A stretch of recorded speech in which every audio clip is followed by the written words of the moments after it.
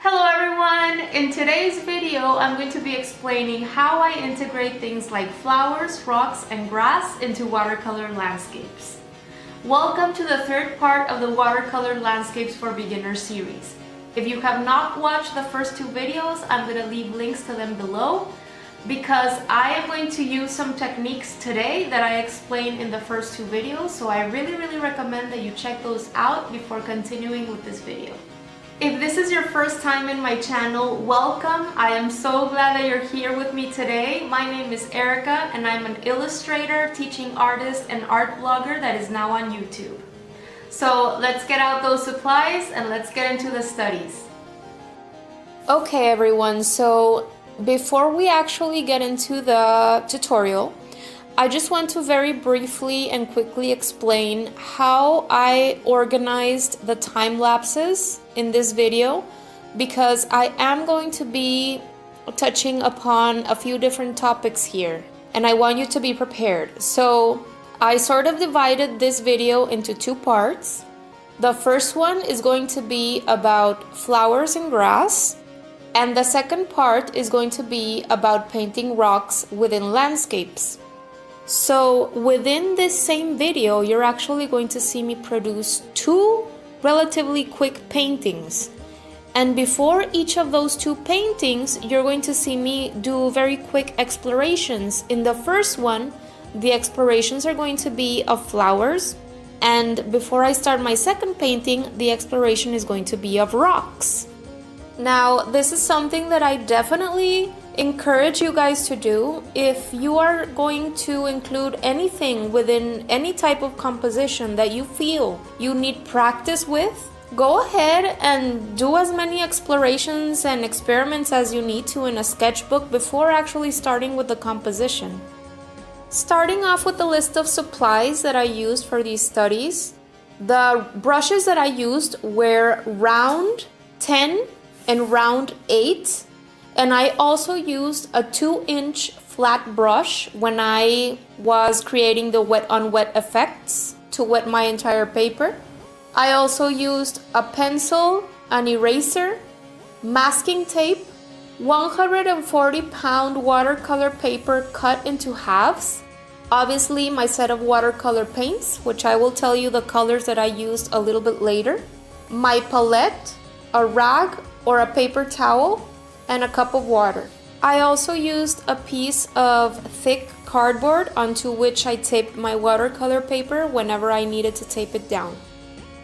So before starting with the first painting, which is going to be a field of poppy flowers, I decided to take a moment to explore two different types of flowers, which I particularly like within landscapes. And so I studied poppy flowers and lavender flowers. It's incredibly important to take time to study whatever flower you wish to include within your landscapes before actually starting with your composition. There's nothing better to do than researching a bit about your flowers that you wish to include.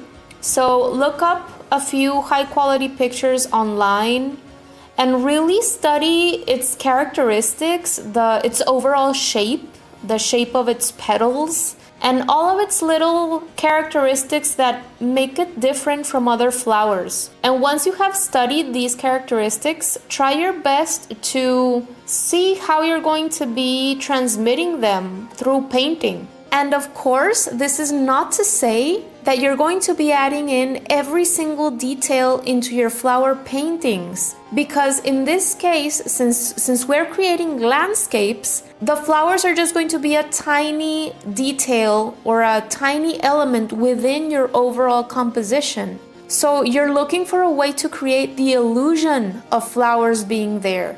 All of these smaller details within landscapes that we're going to be talking about today, whether they may be flowers or grass or rocks, while they are important within a landscape composition because they add in color and areas of interest, you're not supposed to go into every single tiny thing and paint all of the details within them. You're trying to create the illusion of these things being there with basically as few brush strokes as possible.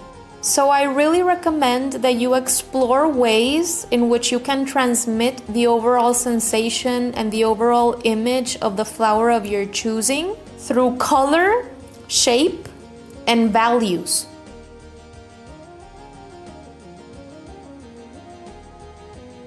Okay guys, so after I was done with my quick poppy and lavender studies, I went on to start with my quick field of flowers painting.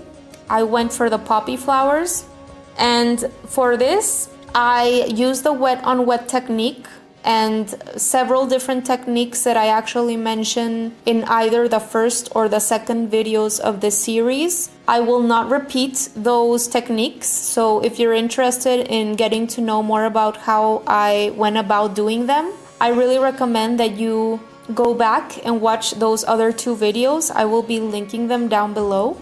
I am also going to be leaving you the links for the two reference images that I used for my two paintings today, but just an FYI, they are based off of them very, very loosely. Okay, so starting in with the field of poppies painting, I started with a wet on wet technique so that my background would appear blurry. I knew from the beginning that I wanted the furthest flowers from the viewer to appear blurred out, and I also knew that I wanted the flowers closest to the viewer to appear more defined. So since the beginning, I knew that I was going to have to allow my painting to dry at least a couple of times throughout the process. And just in case you're interested in knowing the exact paint colors that I used for this study, to create the grass, I used a lemon yellow and a permanent green olive to create the different values. And to create the values of my poppy flowers, I used a mixture of cadmium red light and permanent carmine. So as I was explaining before, the initial layer for this painting was created using the wet on wet technique, which entailed me to wet the entire paper and start dropping in my paint. I went in with the lighter to darker greens, and I also dropped in a few dots of red in order for my furthest flowers to appear blurred out. After I was done with that layer, I let it dry completely before moving on. Once my initial layer had dried completely, I created more of my red poppy flower color, this time with less water in it, and I started placing really loose organic shapes throughout my background, trying not to place too many because I didn't want to oversaturate the green. I still wanted to make sure to leave some areas where I would be able to place the blades of grass later on, but I did want it to look like a field of poppy flowers, so I just tried not to go overboard. And aside from that, I also made sure to place these shapes in different sizes. So you want to have quite a few that are smaller so that you can have them appear as if they are furthest away, and some that are bigger so that they can appear that they are closer to the viewer. And this helps create a sense of depth in your picture. Once these very loose reddish shapes were placed over my green throughout my background, I started jumping back and forth throughout the flowers, allowing each to dry and starting to place darker values of red, so the same red color mixture but with less and less water each time, in order to start transmitting a sense of the petals of the poppy flower.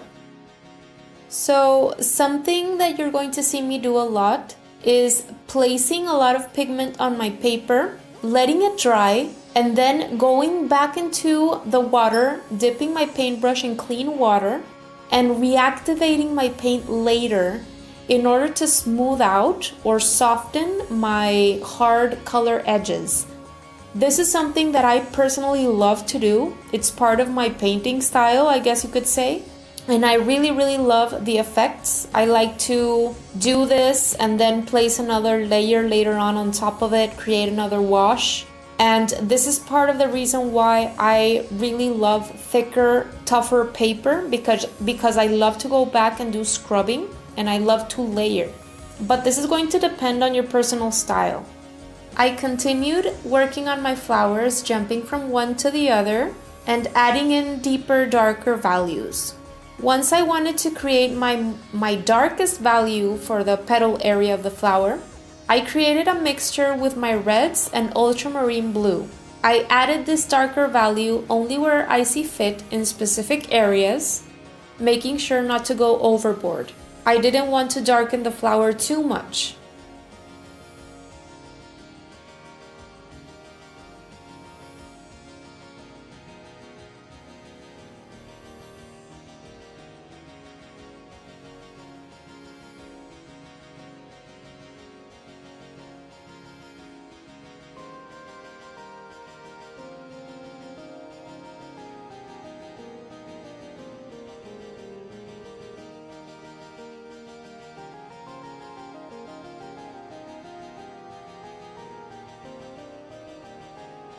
Once I was happy with the amount of darkness that I had added into my petal areas, I decided to allow them to dry completely so that I could go back in with another wash later on. And while they dried, I went in and started adding my grass. So I created a medium green paint color by mixing together permanent green olive and lemon yellow, and went in creating the illusion of blades of grass all throughout the area that I wanted them to be visible in. All you have to do to paint blades of grass is use a round brush and very gently create lines going upwards so that the tip of the grass looks thinner at the end. And something important to do here as well is that you want the blades of grass furthest from you to appear smaller than the ones that are closest to you. Once again, this is very important in order to give the illusion of depth in your landscape.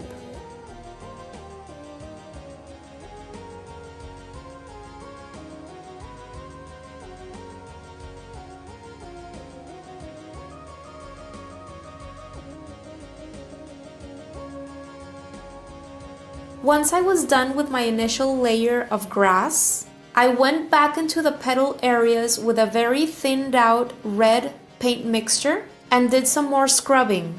This allowed me to soften some of the sharper shapes that maybe I didn't want to be so visible, but I didn't want to completely get rid of the effects created naturally by my watercolor paints.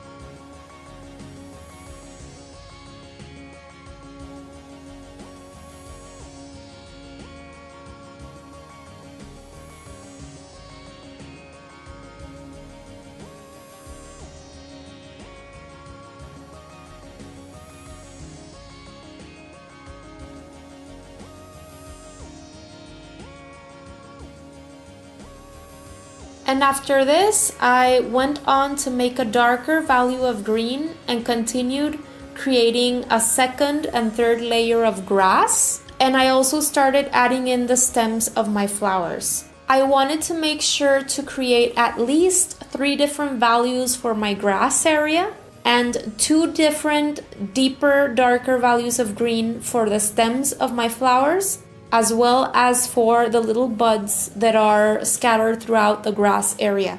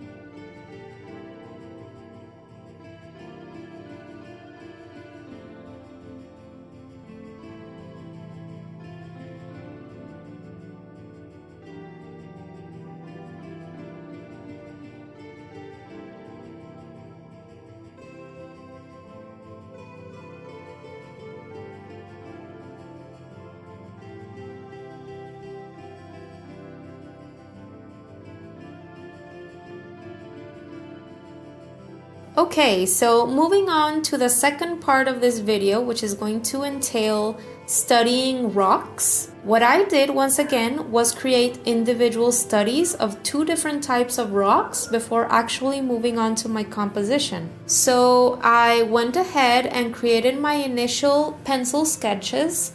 One is going to be a painting of a very smooth, round rock, and the other one is going to be more angular and sort of jagged.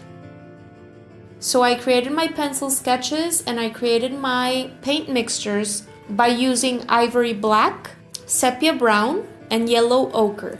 Then I started laying down my very first and most translucent paint layer, making sure to leave some white spaces throughout the rock. This is very important, I find, when painting rocks, because you want to make sure that you create sort of little reflections where your light source is going to be hitting the rock. This makes it look a lot more believable. You have to make sure that you have a sense of where your light source is going to be located, so you're able to create a sense of lighter values wherever the light is hitting the rock, and darker values where the shadows are going to be, so opposite to the light source. Now, as you can see, the more angular and ragged rock has more tiny white spaces left throughout than the smooth one.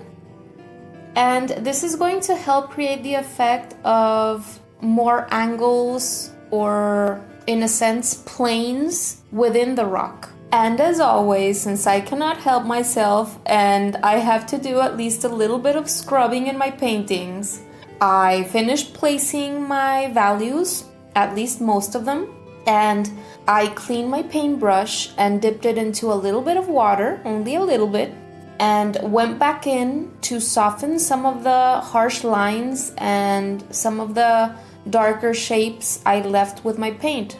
I was careful not to overwork it. I do want to leave some of the watercolor effects throughout the rock. And after I did this, I added a little bit of shadow opposite to the light source in order to give the rock a little bit more of a 3D effect.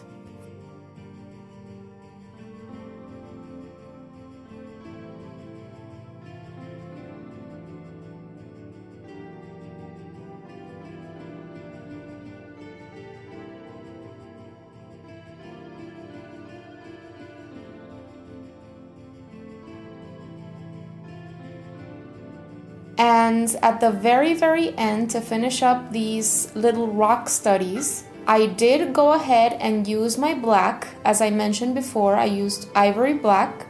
And it's important to notice or mention here that the reason why I did use black for this, which I don't normally recommend except for very specific situations, is because rocks naturally have a sort of grayish color. And gray is a lighter version of black. In this case, I think it is okay to go ahead and use black to create the darkest values. So I picked a very nice photograph that you can find in the description box below for this rocky creek study that I created. And it's actually only a part of the picture because I only wanted to focus in a specific area. And what I did was that I used this reference picture and I created a light pencil sketch that I would be using later on to paint on. And for this final time lapse included here in this video, I'm actually not going to be doing much talking because it seems to me like I have already explained these techniques of how I paint trees and how I paint water and how I paint skies, either in one of the first two videos of the series or in this same video. So I don't want to be repeating myself and boring you with the same words again and again. What I am going to tell you is that these are the smoother type of rock, and I decided to go ahead and paint them first because this is primarily a study of rocks, and everything else for me was secondary in this painting. So I'm just gonna leave you with some music here, and I hope you enjoy. And if you have any questions or comments, go ahead and leave them in the comment section below.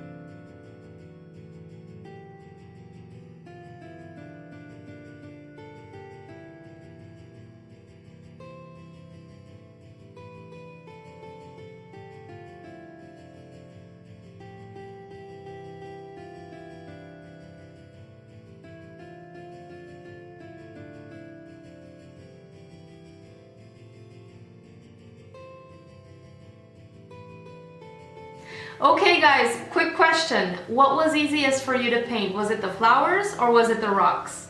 Let me know down in the comment section. That's it for today guys. I hope that you learned something new and that you were inspired to go and try some things out for yourself. Make sure to come back next week for the fourth and final video of this watercolor landscape series because we're going to be painting a complete landscape. I'll be leaving a lot of information down below in the description box about the supplies that I used in this video, as well as links to past blog posts so you can go and check that out. Thank you guys so much for watching. I appreciate it very, very much. Don't forget to comment, like, and subscribe, and see you next week. Bye!